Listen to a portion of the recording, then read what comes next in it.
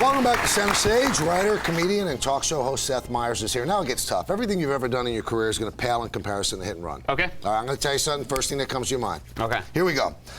Quick thought on the following late night host. Letterman. All-time great.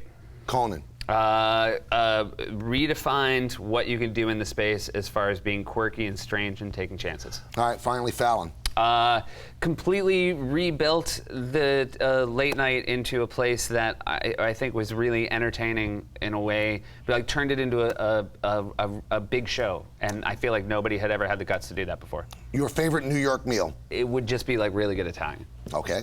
Funniest memory at Northwestern? We had a bag of ricotta cheese, threw it off our fraternity house. It exploded next to some guys who were leaving a different fraternity party. They thought it had been thrown from the roof of that fraternity house, so they picked up a brick, threw it through the window. And then people from that fraternity house ran out and chased them across the quad, and we realized it was the greatest thing that ever happened to us.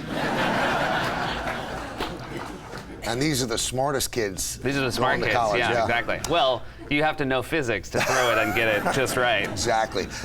Favorite city on the stand-up comedy circuit? Chicago. Favorite or most memorable experience on Saturday Night Live? Sitting next to the real Sarah Palin while Amy Poehler did a hardcore rap as Sarah Palin.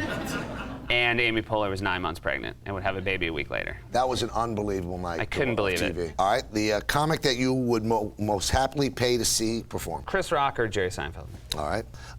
Favorite job as a teenager?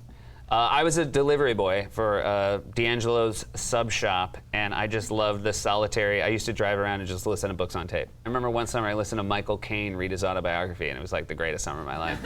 Best advice anyone ever gave you, and what was it?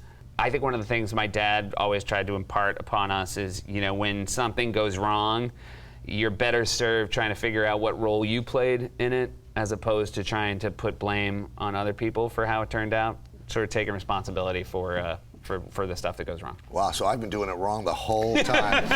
Look, I'm not saying I do it all the time. Yeah. Favorite moment in your career? I mean, other than this. This is up there. I would say the White House Correspondents' Dinner. That was a real pinnacle. If you had a mulligan in life, what would you do differently? I'm one of those guys that believes in the butterfly effect, and I feel so happy with where I am now. I don't know if I'd go back and change much. All right, if you had a Mount Rushmore of comedians, 4 people, who would be on it? Steve Martin, Richard Pryor, John Cleese, wow, and Gilda Radner. There you go. Wow, eclectic. There you go. Favorite late night snack?